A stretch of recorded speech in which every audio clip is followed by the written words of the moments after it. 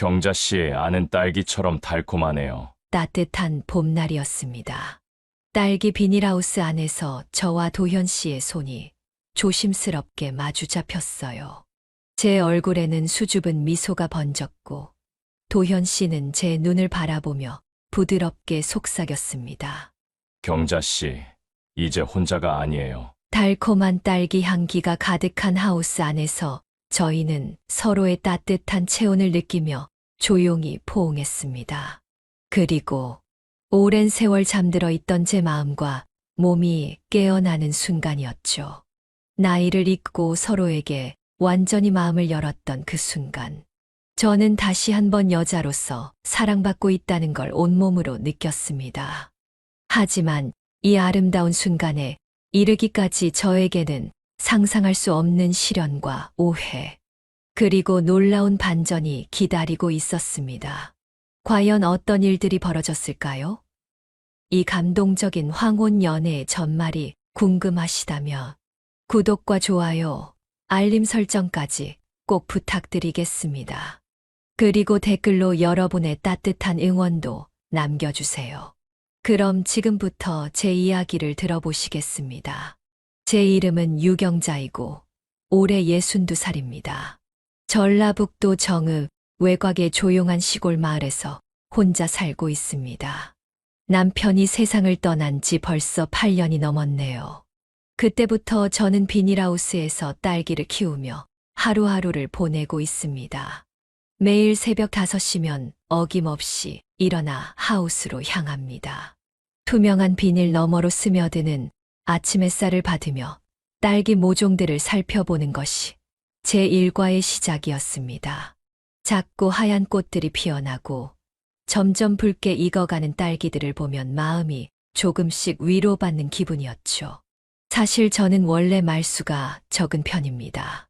마을 분들과도 꼭 필요한 인사 정도만 나누고 지내왔습니다. 그래도 이웃들은 저를 성실하고 참을성 많은 사람이라고 말씀해 주셨습니다. 그런 말을 들으면 부끄럽기도 하지만 한편으로는 고맙기도 했습니다. 하우스 안에서는 늘 조용한 라디오 소리가 흘러나왔습니다. 점심시간이면 잠시 앉아서 김이 모락모락 나는 도시락을 먹으며 창밖을 내다보곤 했습니다. 멀리 보이는 산들과 논밭의 풍경이 계절마다 조금씩 달라지는 모습을 바라보는 것만으로도 하루의 피로가 조금은 덜어지는 듯 했습니다. 가끔 그런 순간에 문득 외로움이 밀려오기도 했습니다. 특히 저녁 무렵 하우스 문을 닫고 집으로 돌아가는 길에 혼자라는 생각이 더욱 깊게 느껴졌죠. 하지만 저는 그런 감정에 오래 머물지 않으려 애썼습니다. 딸기들이 제 손길을 기다리고 있었고 내일도 해야 할 일들이 기다리고 있었으니까요.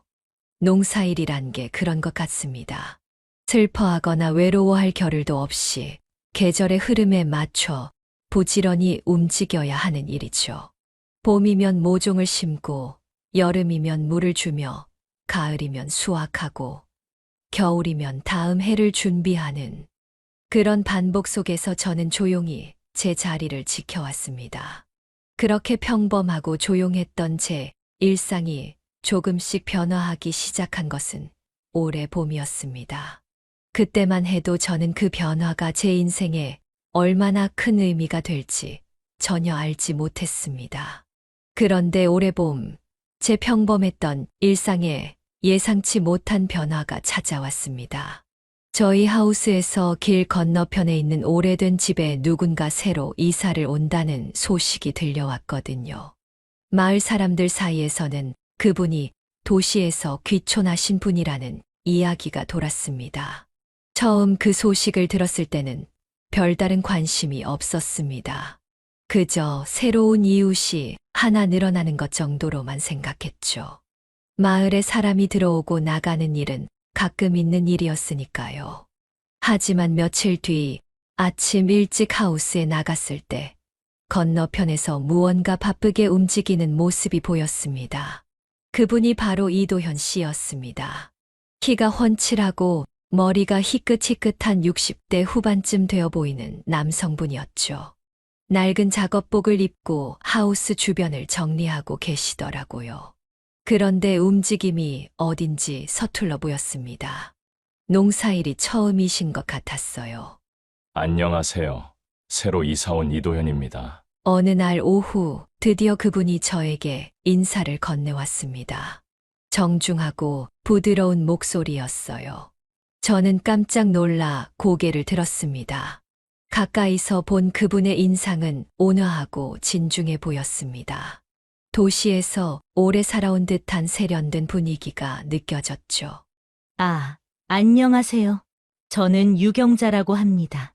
저도 어색하게 인사를 받았습니다.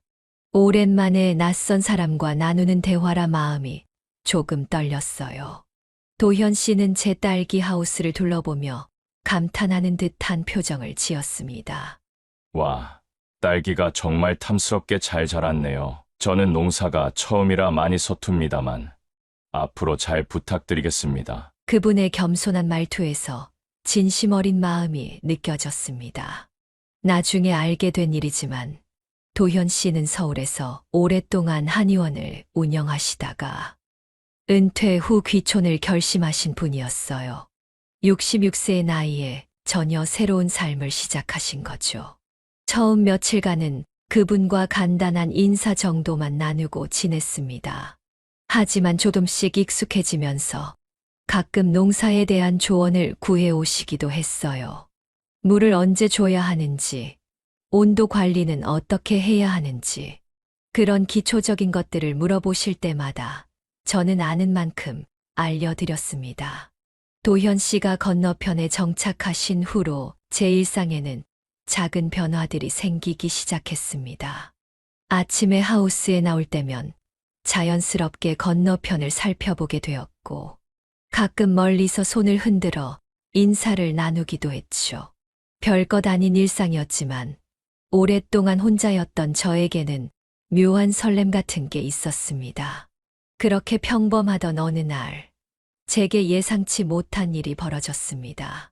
그 일이 벌어진 건 유난히 무더웠던 어느 오후였습니다. 5월 말이었는데도 하우스 안 온도가 35도를 넘나들며 숨이 막힐 정도로 더웠어요. 평소보다 일찍 딸기 수확을 마치려고 부지런히 움직이고 있었는데 점점 머리가 어질어질해지더라고요. 처음에는 단순히 더위 때문이라고 생각했습니다. 물을 조금 마시고 잠깐 쉬면 괜찮아질 거라고 생각하며 계속 일을 했죠. 그런데 시간이 갈수록 증상이 심해졌어요. 눈앞이 흐릿해지고 손에 힘이 빠지기 시작했습니다. 잠깐만, 좀 이상한데. 혼잣말을 중얼거리며 하우스 기둥에 손을 짚고 버티려 했지만 다리에서 힘이 쭉 빠지면서 그만 바닥에 주저앉고 말았습니다. 숨을 제대로 쉴 수가 없어서 가슴이 답답했고 온몸이 축축하게 땀에 젖어 있었어요. 머릿속이 하얘지면서 정신이 멍해졌습니다. 이러다가 정말 큰일 나는 건 아닌가 하는 두려움이 밀려왔어요. 혼자 사는 처지에 이런 일이 벌어지면 어떻게 해야 할지 막막했습니다. 누군가 도와달라고 소리치고 싶었지만 목소리조차 제대로 나오지 않았어요. 그때였습니다. 멀리서 급한 발소리가 들리더니 누군가 하우스 문을 열고 들어오는 소리가 났어요. 경자 씨, 어디 아프세요? 도현 씨의 목소리였습니다. 그분이 어떻게 제 상황을 알아차렸는지는 모르겠지만 정말 다행스럽게도 제가 쓰러진 걸 발견하고 급히 달려와 주신 거였어요. 도현 씨는 당황한 기색 없이 차분하게 저를 부축해 일으켜 세워주셨습니다. 그분의 손길이 놀랍도록 안정적이고 든든하게 느껴졌어요. 한의사 출신이라서 그런지 이런 응급 상황에 익숙해 보이셨습니다. 천천히 숨을 쉬세요. 괜찮습니다. 제가 여기 있으니까요. 그분은 저를 하우스 그늘진 곳으로 옮긴 후 어디선가 시원한 생수를 꺼내 제 손에 쥐어주셨어요. 물을 조금씩 마시니까 목이 촉촉해지면서 숨쉬기가 조금 나아졌습니다. 하지만 도현 씨는 거기서 끝나지 않았어요. 주머니에서 작은 약봉지를 꺼내더니 물에 타서 저에게 건네주셨습니다. 이건 열을 내리고 기력을 보충해주는 한약입니다. 드셔보세요. 그 약을 마시고 나니 신기하게도 어지러움이 많이 가라앉았어요. 그제서야 정신이 조금 돌아왔습니다. 도현 씨는 제 이마에 손을 대어 열을 재보시고 맥박도 체크해 주셨어요. 역시 의사셨구나 하는 생각이 들었습니다. 다행히 열사병 초기 증상인 것 같네요. 이렇게 더운 날에는 무리하시면 안 됩니다. 그분의 차분하고 전문적인 설명을 들으니 마음이 한결 놓였어요. 만약 도현 씨가 옆에 계시지 않았다면 정말 큰일 날 뻔했구나 하는 생각에 등골이 서늘해졌습니다. 도현 씨는 제가 완전히 회복될 때까지 옆에서 지켜봐 주셨어요. 가끔 괜찮은지 물어보시고 물도 계속 챙겨주시면서요. 오랫동안 혼자 살아오면서 이렇게 누군가의 세심한 보살핌을 받아본 게 언제였는지 기억이 나지 않을 정도였습니다. 1시간 정도 지나서야 몸이 정상으로 돌아왔어요. 그때서야 저는 제대로 도현 씨께 감사 인사를 드릴 수 있었습니다. 정말 큰 신세를 졌다는 생각에 미안하기도 하고 고맙기도 했어요. 그날 이후로 도현 씨에 대한 제 마음이 조금씩 달라지기 시작했습니다. 단순히 옆집 이웃이 아니라 정말 믿을 만한 사람이라는 생각이 들었거든요. 그리고 그분도 저를 더욱 신경 써서 챙겨주시기 시작했습니다. 그 일이 있고 난 다음 날부터 도현 씨의 조용한 배려가 시작되었습니다. 아침 일찍 하우스에 나가면 문 앞에 작은 선물이 놓여 있는 걸 발견하게 되었거든요. 처음에는 정말 깜짝 놀랐어요. 첫 번째로 발견한 건 작은 보온병이었습니다. 뚜껑을 열어보니 따뜻한 대추차가 들어있더라고요. 달콤하면서도 몸에 좋은 향이 코끝을 간지렸어요. 그 옆에는 작은 쪽지가 붙어 있었습니다. 몸조리 잘하시고 무리하지 마세요. 라고 정성스럽게 쓰여 있었어요. 이런 걸 왜 이렇게까지. 혼잣말을 중얼거리며 차를 마셨는데 정말 맛있더라고요. 몸도 따뜻해지고 마음도 포근해지는 기분이었어요. 오랫동안 누군가의 이런 세심한 배려를 받아본 적이 없어서 어색하기도 했지만 한편으로는 가슴 한구석이 훈훈해졌습니다.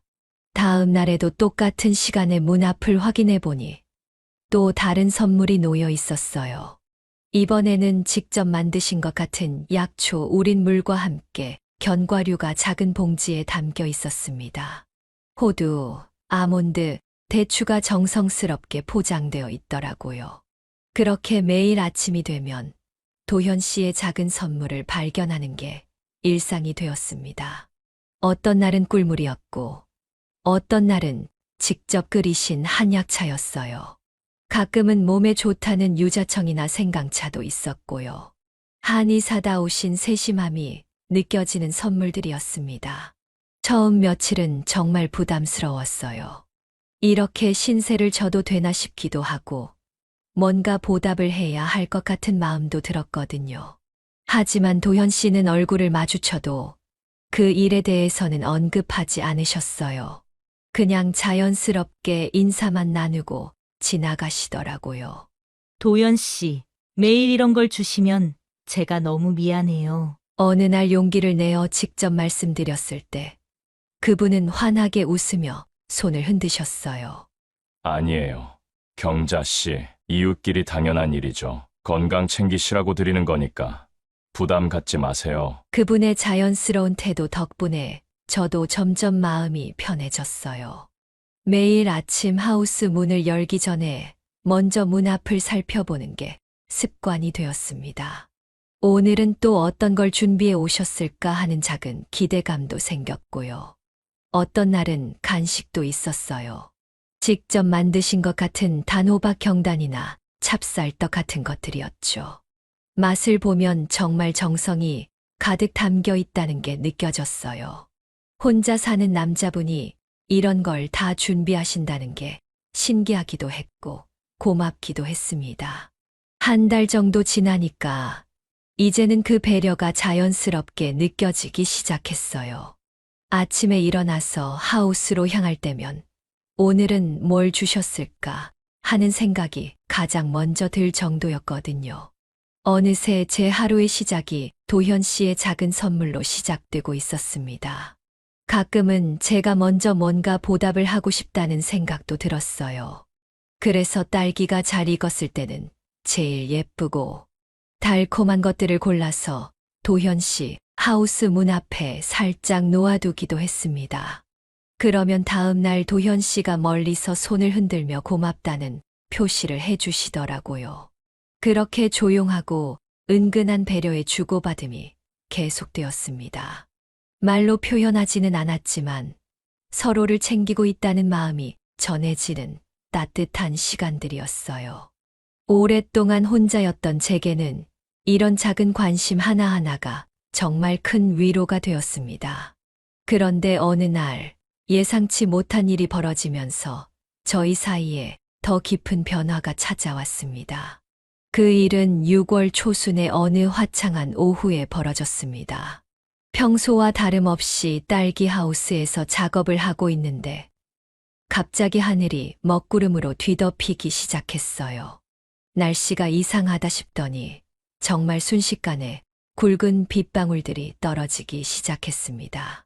처음에는 금방 그칠 소나기려니 생각했는데 시간이 갈수록 비는 더 세게 내렸어요. 하우스 지붕을 두드리는 빗소리가 점점 거세져서 작업을 계속하기 어려울 정도였습니다.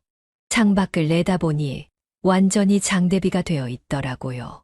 그때 누군가 급하게 뛰어오는 발자국 소리가 들렸습니다. 하우스 입구 쪽을 보니 도현 씨가 비에 흠뻑 젖은 채로 서 계시더라고요. 하우스 사이사이로 대피할 곳을 찾다가 제 하우스가 가장 가까워서 온 것 같았어요. 경자 씨, 잠깐 비를 피해도 될까요? 도현 씨는 정중하게 양해를 구하며 문 앞에 서 계셨어요. 머리카락에서 물이 뚝뚝 떨어지고 있어서 정말 안쓰럽더라고요. 저는 얼른 손짓으로 들어오시라고 했습니다. 어서 들어오세요. 옷부터 좀 말리셔야겠어요. 하우스 안으로 들어오신 도현 씨에게 제가 늘 가지고 다니는 수건을 건네드렸어요. 그분은 고맙다며 젖은 머리와 얼굴을 닦으셨습니다. 하우스 안은 따뜻했지만 젖은 옷 때문에 추우셨을 것 같아서 저는 서둘러 보온병에서 따뜻한 차를 따라드렸어요. 감사합니다. 정말 갑작스럽게 비가 내리네요. 도현 씨는 따뜻한 차를 받아들고 안도의 표정을 지으셨어요. 저도 그분 옆에 앉아서 함께 차를 마시며 창밖에 비를 바라봤습니다. 빗소리가 하우스 전체를 감싸고 있어서 왠지 아늑한 기분이 들었어요. 처음에는 서로 말없이 차만 마시고 있었습니다. 그런데 시간이 지나면서 자연스럽게 대화가 시작되었어요. 도현 씨가 먼저 입을 여셨습니다. 이런 비 오는 날이면 옛날 생각이 많이 나요. 아내가 살아있을 때는 이런 날 집에서 함께 차를 마시며 이야기를 나누곤 했거든요. 그분의 목소리에는 그리움이 묻어 있었어요. 저도 모르게 가슴 한구석이 짠해졌습니다. 저 역시 비슷한 경험이 있었거든요. 저도 그래요. 남편이 있을 때는 비 오는 날이면 라디오를 틀어놓고 둘이서 옛날 이야기를 하곤 했었는데 지금은 그런 시간들이 그리워요. 제가 그렇게 말하자 도현 씨는 이해한다는 듯 고개를 끄덕이셨어요. 그 순간 저희 사이에는 묘한 공감대가 형성되는 것 같았습니다. 같은 상처를 가진 사람끼리만 나눌 수 있는 그런 이해 말이에요. 도현 씨는 천천히 자신의 이야기를 꺼내셨어요. 아내를 3년 전에 암으로 떠나보내고 나서 얼마나 외로웠는지, 서울에서의 삶이 얼마나 공허했는지를 담담하게 말씀해 주셨습니다. 그래서 전혀 새로운 곳에서 새 출발을 하고 싶어 이곳까지 오게 되었다고 하시더라고요. 저도 그분의 진솔한 이야기에 용기를 얻어서 제 마음을 열어보였어요. 남편을 잃고 나서 얼마나 힘들었는지, 혼자 농사일을 하면서 얼마나 외로웠는지, 그동안 누구에게도 털어놓지 못했던 속마음을 조심스럽게 꺼냈습니다. 빗소리는 점점 부드러워졌고, 저희는 서로의 아픈 기억들을 나누며 위로받고 있었어요. 오랫동안 혼자 짊어져 왔던 슬픔과 외로움이 조금씩 가벼워지는 기분이었습니다. 누군가 진심으로 제 이야기를 들어주고 있다는 것만으로도 큰 위안이 되었어요. 어느새 비는 그쳤지만 저희는 계속해서 이야기를 나눴습니다. 젊었을 때의 추억이나 꿈, 그리고 앞으로의 바람들까지 마치 오랜 친구처럼 편안하게 대화를 나누고 있었어요. 경자 씨와 이렇게 이야기를 나누니까 마음이 많이 편해지네요. 도현 씨의 그 말에 저도 같은 마음이라고 대답했어요. 정말 오랜만에 마음을 터놓고 이야기할 수 있는 사람을 만난 것 같아서 감사했습니다.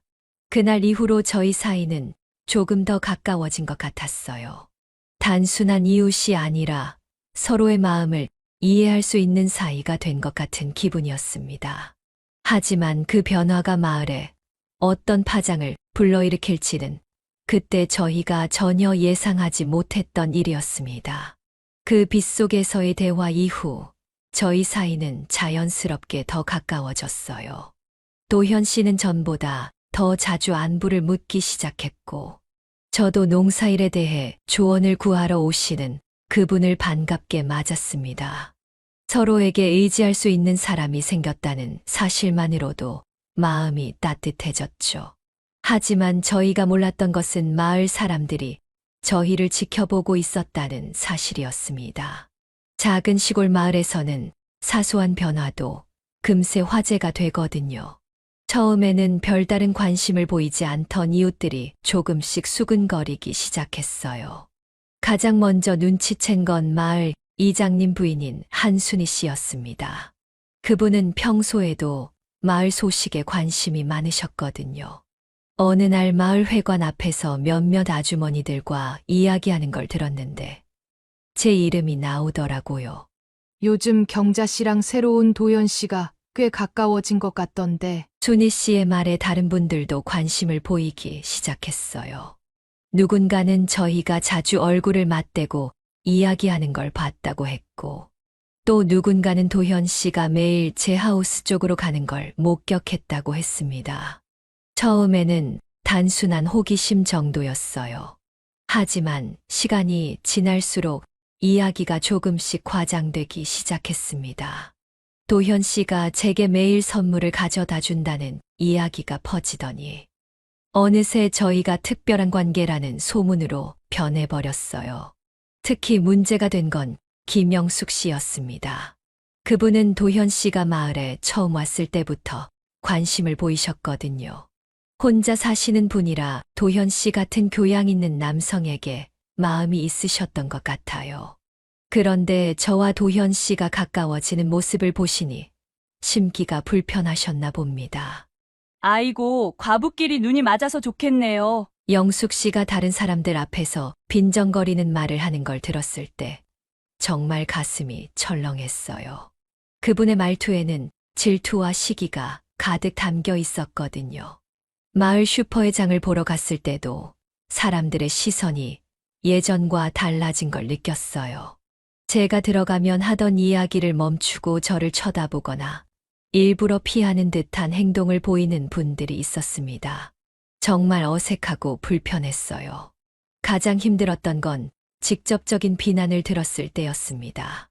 어느 날 우체국에서 연금을 찾으러 갔는데 앞에서 기다리던 몇 분이 큰 소리로 이야기하고 계셨어요. 나이도 이만큼 먹고 철없이 남편 죽은 지 몇 년이나 됐다고 벌써 다른 남자한테 눈독 들이고. 그 말을 들은 순간 얼굴이 화끈거렸어요. 분명히 저를 겨냥한 말이었거든요. 하지만 아무 말도 할 수 없었어요. 변명을 한다고 해서 상황이 나아질 것 같지도 않았고요. 더 속상한 건 평소에 친하게 지내던 분들마저 저를 멀리하기 시작했다는 것이었어요. 인사를 해도 시큰둥하게 받거나 아예 못 본 척하는 분들이 생겼습니다. 마을에서 오랫동안 살아온 저에게는 정말 충격적인 일이었어요. 도현 씨도 이런 분위기를 눈치채셨나 봐요.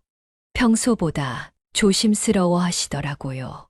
저를 만날 때도 사람들 눈을 의식하시는 것 같았고, 대화도 예전처럼 자연스럽지 못했어요. 경자 씨, 제가 여기 와서 괜한 소란을 일으킨 것 같아 미안합니다. 도현 씨가 조심스럽게 사과하실 때 저는 마음이 아팠어요. 우리가 뭘 잘못한 건지 도무지 이해할 수 없었거든요. 그냥 서로 위로가 되어주는 이웃 사이였을 뿐인데 왜 이렇게 험담의 대상이 되어야 하는지 답답했습니다. 마을의 시선이 차갑게 변하면서 저는 점점 위축되기 시작했어요. 하우스에서 나올 때도 주변을 살피게 되었고 사람들과 마주치는 것도 피하게 되었습니다. 그렇게 조용히 지내면 소문도 가라앉을 거라고 생각했어요. 하지만 제가 너무 순진했나 봅니다. 상황은 저희가 조심한다고 해서 나아지지 않았어요. 오히려 일부 사람들의 질투와 오해는 더욱 깊어져만 갔습니다. 그리고 결국 상상도 못했던 끔찍한 일이 벌어지고 말았습니다. 그날은 평소보다 일찍 잠들었어요. 마을 사람들의 차가운 시선에 지친 하루였거든요. 다음 날 아침 언제나처럼 새벽 5시에 일어나 하우스로 향했습니다. 멀리서부터 뭔가 이상한 느낌이 들었어요. 하우스 입구 쪽이 평소와 달리 어수선해 보였거든요. 가까이 다가가서 본 순간 저는 그 자리에서 얼어붙고 말았습니다. 제가 그동안 정성껏 가꿔온 딸기 하우스가 엉망진창이 되어 있었어요. 비닐이 여러 곳 찢어져 있었고 안쪽은 더욱 참혹했습니다. 하우스 문을 열고 들어간 순간 다리에 힘이 빠져서 주저앉고 말았어요. 제가 그토록 애지중지 키워온 딸기 모종들이 무참히 짓밟혀 있었습니다. 뿌리째 뽑힌 것들도 있었고 줄기가 꺾여서 바닥에 널브러진 것들도 있었어요. 도대체 누가 왜 이런 짓을? 혼잣말을 중얼거리며 둘러봤지만 피해가 너무 심각했어요. 몇 달 동안 정성을 들여 키운 딸기들이 하루아침에 모두 망가져 버린 거였습니다. 빨갛게 익어가던 딸기들도 바닥에 흩어져서 지식여져 있었고요. 눈물이 왈칵 쏟아졌습니다. 분노보다는 허탈감이 더 컸어요. 도대체 제가 누구에게 무슨 잘못을 했다고 이런 일을 당해야 하는지 이해할 수 없었거든요. 그동안 마을에서 조용히 살면서 누구에게도 피해를 준 적이 없었는데 말이에요. 하우스 한쪽 구석에 앉아서 망연자실하고 있는데 발자국 소리가 들렸습니다. 도현 씨가 평소보다 일찍 나와서 자신의 하우스로 가던 중이었나 봐요. 제 하우스 상태를 보고 깜짝 놀라 급히 달려왔습니다. 경자 씨, 이게 어떻게 된 일입니까? 도현 씨의 놀란 목소리를 듣고도 저는 제대로 대답할 수 없었어요. 그저 눈물만 흘릴 뿐이었습니다. 이런 악질적인 일을 누가 왜 저에게 했을까 하는 생각에 머리가 하얘졌거든요. 도현 씨는 하우스 안을 둘러보며 분노에 찬 표정을 지었어요. 그분도 이런 일이 단순한 장난이 아니라는 걸 단번에 알아차리셨나 봅니다. 모종들이 이렇게 체계적으로 파괴된 걸 보면 누군가 고의로 한 짓이 분명했거든요. 경자 씨, 혹시 누군가 원한을 품을 만한 일이 있었나요? 그분이 조심스럽게 물었지만 저는 정말 아무 생각이 나지 않았어요. 평생 조용히 살아온 저에게 이런 원한을 품을 사람이 있을 리 없다고 생각했거든요. 하지만 동시에 마음 한구석에서는 이 일이 최근 마을에 돌던 소문과 관련이 있을지도 모른다는 불안감이 스멀스멀 올라왔습니다. 하우스 곳곳을 살펴보니 피해가 정말 심각했어요. 딸기 모종만 망가진 게 아니라 물통도 엎어져 있었고 농기구들도 여기저기 흩어져 있었습니다. 누군가 고의로 최대한 큰 피해를 주려고 한 것 같았어요. 가장 속상한 건 올해 첫 수확을 앞두고 있던 딸기들이었어요. 빨갛게 익어서 따기만 하면 되는 상태였는데 모두 바닥에 흩어져서 더럽혀져 있었습니다. 몇 개월 동안의 노력이 하루아침에 물거품이 된 거였죠. 도현 씨는 저를 위로하려고 애쓰셨지만 저는 정신적 충격이 너무 커서 아무것도 할 수 없었어요. 그냥 바닥에 앉아서 망가진 딸기밭을 바라보며 눈물만 흘렸습니다. 이런 악의적인 행동을 누가 했을까 하는 생각에 마음이 더욱 아팠어요. 주변을 둘러봐도 범인을 짐작할 만한 단서는 보이지 않았습니다. 밤중에 몰래 와서 이런 짓을 하고 간 것 같았어요. 하지만 이렇게 체계적으로 파괴하려면 상당한 시간이 걸렸을 텐데 어떻게 아무도 모르게 할 수 있었을까 의문이었습니다. 경자 씨, 너무 상심하지 마세요. 제가 반드시 이 일의 진상을 밝혀내겠습니다. 도현 씨가 단호한 표정으로 말씀하셨지만 저는 그때 그분의 말을 믿을 수 없었어요. 이미 마음의 상처가 너무 깊어서 누구도 믿고 싶지 않았거든요. 그저 이 모든 일이 악몽이었으면 좋겠다는 생각만 들었습니다. 그날 하루 종일 저는 집 안에만 있었어요.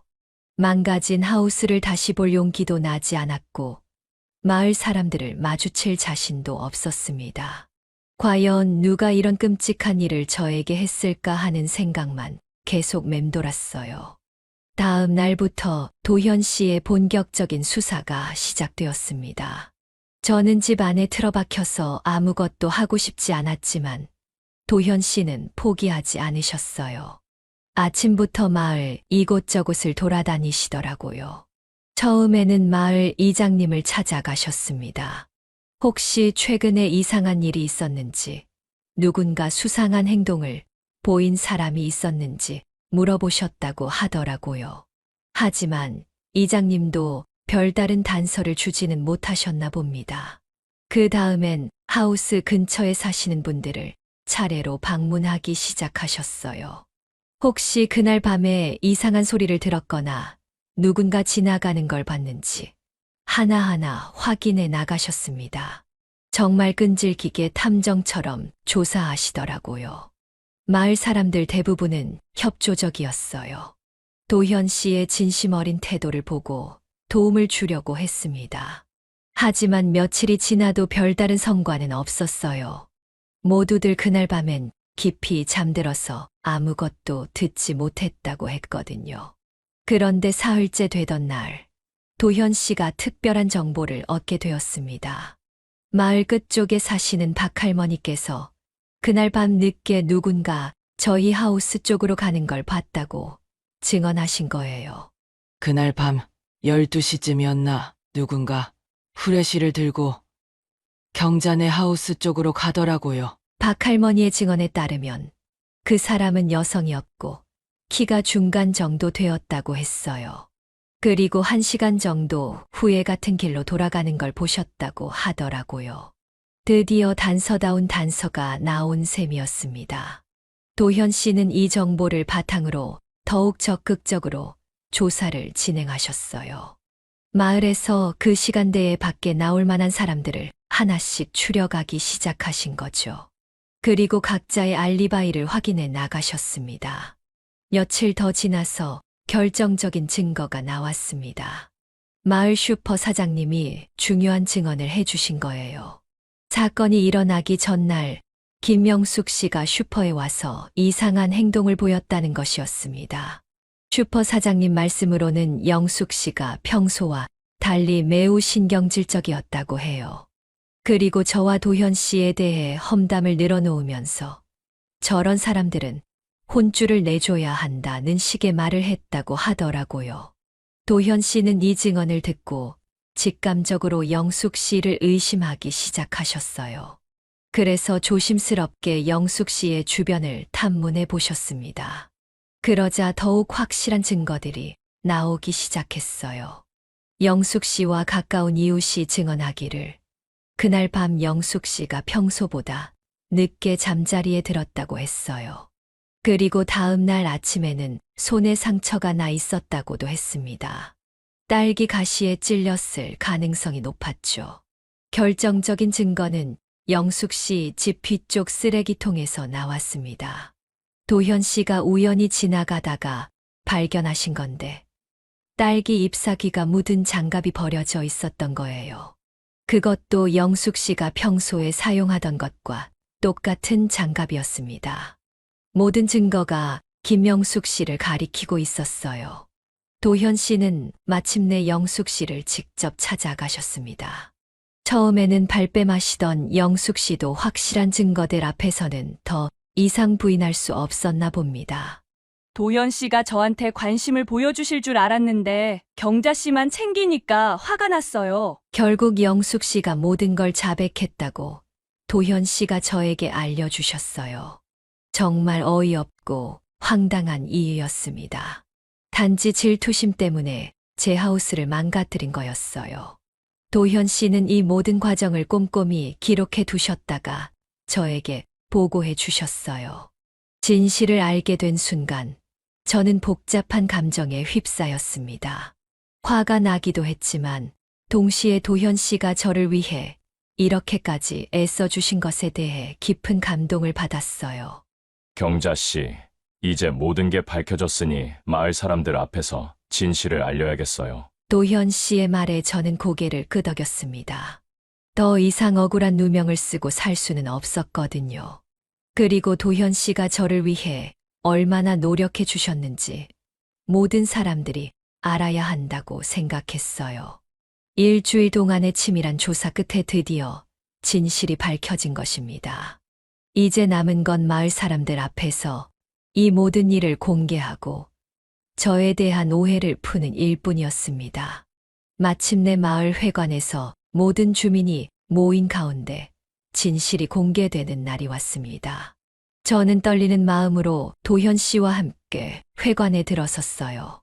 그동안 저를 차갑게 바라보던 시선들이 여전히 부담스러웠지만 이제는 진실을 말할 때가 되었다고 생각했습니다. 도현 씨가 차근차근 조사 과정과 증거들을 설명해 주셨어요.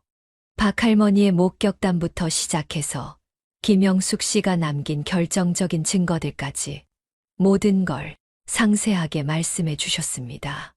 마을 사람들은 점점 놀라는 표정을 지었어요. 가장 충격적인 순간은 김영숙 씨가 직접 일어나서 사실을 인정했을 때였습니다. 그분은 고개를 푹 숙인 채 떨리는 목소리로 말씀하셨어요. 정말 죄송합니다. 제가 질투심에 눈이 멀어서 그런 짓을 했습니다. 회관 안은 순간 정적에 휩싸였어요. 그동안 저와 도현 씨를 의심하고 비난했던 분들의 얼굴에는 당황과 미안함이 가득했습니다. 특히 저를 노골적으로 피했던 분들은 얼굴을 들지 못하셨어요. 이장님이 나서서 저와 도현 씨에게 공식적으로 사과의 말씀을 해주셨습니다. 그리고 영숙 씨의 행동에 대해서도 엄중하게 다루겠다고 약속해 주셨어요. 마을 사람들도 하나둘씩 저에게 다가와 미안하다는 말을 건넸습니다. 회의가 끝난 후 저는 도현 씨와 함께 조용히 하우스로 돌아왔어요. 그동안 쌓였던 오해와 억울함이 모두 풀리고 나니 마음이 한결 가벼워졌습니다. 하지만 동시에 도현 씨에 대한 복잡한 감정들이 밀려왔어요. 도연 씨, 정말 고맙습니다.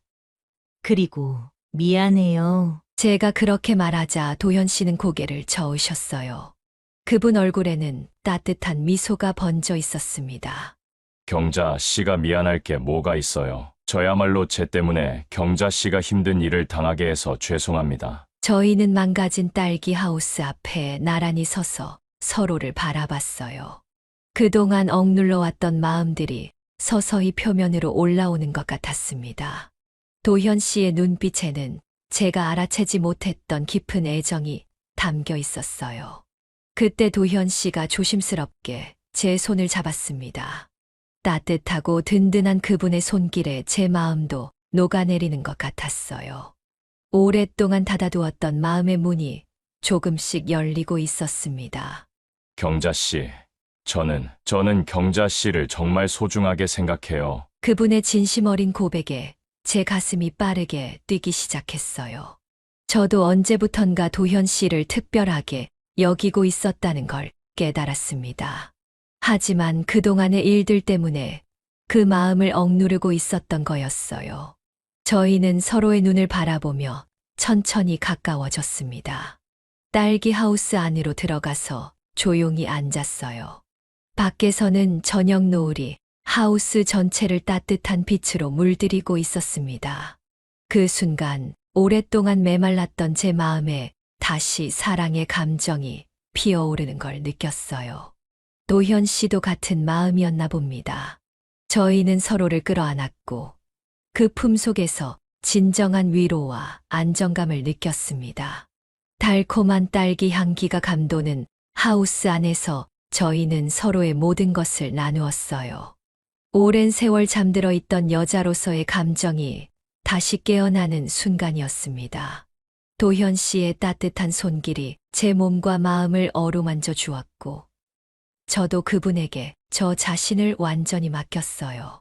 그 밤 저희는 서로의 외로움을 달래주며 진정한 하나가 되었습니다. 나이를 잊고 서로의 열정을 나누며 삶의 새로운 봄이 찾아왔음을 온몸으로 느꼈죠.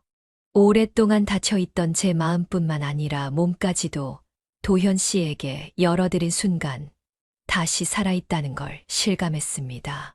그날 밤 저희는 딸기밭 한쪽에 앉아서 별을 바라보며 이야기를 나눴어요. 앞으로의 꿈과 계획들을 조심스럽게 나누며 서로에 대한 사랑을 확인했습니다. 더 이상 혼자가 아니라는 사실이 얼마나 감사한지 몰랐어요. 경자 씨와 함께라면 앞으로 어떤 일이 있어도 이겨낼 수 있을 것 같아요. 도현 씨의 그 말이 제 가슴 깊이 새겨졌습니다. 저도 같은 마음이었거든요. 서로의 상처를 어루만져주고 함께 새로운 희망을 만들어 나가고 싶었어요. 그렇게 저희는 진정한 사랑을 확인하며 새로운 시작을 약속했습니다. 마을 사람들의 오해도 풀렸고 서로에 대한 마음도 확실해졌으니 이제 정말로 함께 걸어갈 수 있게 된 거였어요. 그 밤을 보낸 후 저희의 일상은 완전히 달라졌습니다. 아침에 눈을 뜨면 더 이상 혼자가 아니라는 사실이 꿈만 같았어요. 도현 씨와 함께 새벽 공기를 마시며 하우스로 향하는 길이 이렇게 행복할 줄 몰랐습니다. 가장 먼저 한 일은 망가진 딸기 하우스를 다시 복구하는 것이었어요. 도현 씨가 적극적으로 도와주셔서 생각보다 빨리 정리할 수 있었습니다. 찢어진 비닐을 새로 씌우고 짓밟힌 모종들을 다시 심으면서 저희는 새로운 시작을 다짐했어요. 경자 씨, 이제는 제가 곁에 있으니까 혼자 힘들어하지 마세요. 도현 씨의 그 말이 얼마나 든든했는지 모릅니다. 정말로 모든 일을 함께 나누어 할 수 있게 된 거였어요. 농사일도 둘이서 하니까 훨씬 수월했고 무엇보다 즐거웠습니다. 아침에는 함께 하우스 온도를 체크하고 물을 주었어요. 도현 씨는 한의사 출신이라 그런지 딸기의 상태를 보는 눈이 정말 세심하셨습니다. 병충해가 있는 모종을 먼저 발견해 주시기도 하고 영양분이 부족한 부분도 금세 알아차리셨어요. 점심시간에는 하우스 안에서 함께 도시락을 먹으며 이런저런 이야기를 나눴습니다. 도현 씨가 서울에서 지낸 이야기도 들려주시고 저도 젊었을 적 남편과의 추억들을 들려드렸어요. 이제는 그런 추억들도 아프지 않고 따뜻하게 느껴졌습니다. 저녁에는 두 집을 오가며 함께 식사를 했어요. 때로는 제가 도현 씨를 위해 요리해드리고 때로는 도현 씨가 직접 만든 건강식을 가져와 주셨습니다. 혼자 먹던 밥상이 이렇게 풍성하고 즐거울 수 있다는 걸 새삼 깨달았어요. 마을 사람들의 태도도 완전히 달라졌습니다. 이제는 저희를 보는 시선이 따뜻하고 응원하는 눈빛이었어요. 특히 젊은 부부들은 저희를 보며 저렇게 늦은 나이에도 사랑할 수 있다니 부럽다고 말하기도 했습니다. 김영숙 씨도 진심으로 사과해 주셨어요. 그분 나름대로 후회와 반성을 많이 하셨나 봅니다.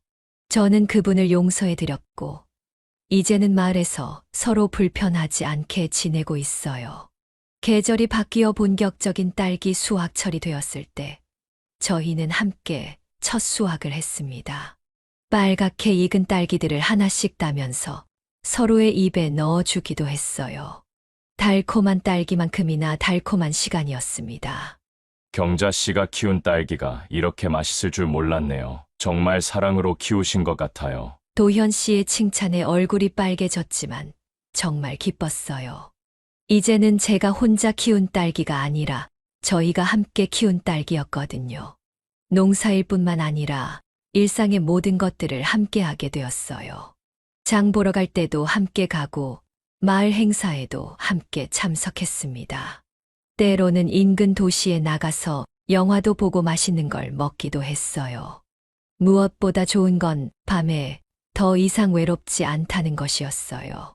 서로의 안부를 확인하고 내일 할 일들을 함께 계획하며 하루를 마무리하는 시간이 정말 소중했습니다. 어느새 1년이 흘렀고 저희는 정식으로 재혼을 결정했어요. 마을 사람들 모두가 축하해 주셨고 조촐하지만 따뜻한 결혼식을 올릴 수 있었습니다.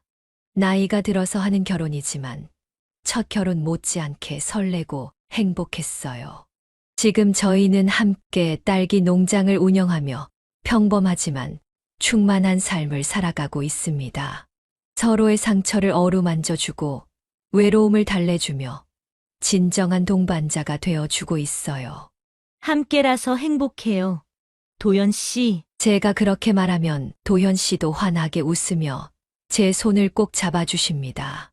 이제 저희에게는 두려움이나 외로움 대신 따뜻한 사랑과 희망만이 가득합니다. 여러분, 긴 이야기 끝까지 들어주셨어서 정말 감사합니다. 62세의 나이에도 새로운 사랑을 만난 저의 이야기가 여러분에게 작은 희망과 용기를 드릴 수 있었다면 좋겠어요. 나이는 숫자에 불과하다는 말이 정말 맞는 것 같습니다. 언제든지 새로운 시작은 가능하고 진정한 사랑은 나이를 가리지 않는다는 걸 저희가 보여드린 것 같아서 뿌듯해요. 혹시 저와 비슷한 상황에 계신 분들이 있다면 포기하지 마세요. 분명히 여러분에게도 따뜻한 인연이 찾아올 거예요. 이 감동적인 이야기가 마음에 드셨다면 구독과 좋아요 버튼을 꼭 눌러주세요. 그리고 알림 설정까지 해주시면 앞으로도 더 따뜻하고 감동적인 이야기들로 찾아뵐 수 있을 것 같아요. 댓글로는 여러분의 응원과 격려, 그리고 비슷한 경험담도 공유해 주시면 정말 감사하겠습니다. 다음에도 더 좋은 이야기로 찾아뵙겠습니다. 지금까지 인생의 후반부를 이야기하다 지혜사연이었습니다. 끝까지 들어주셔서 진심으로 감사합니다.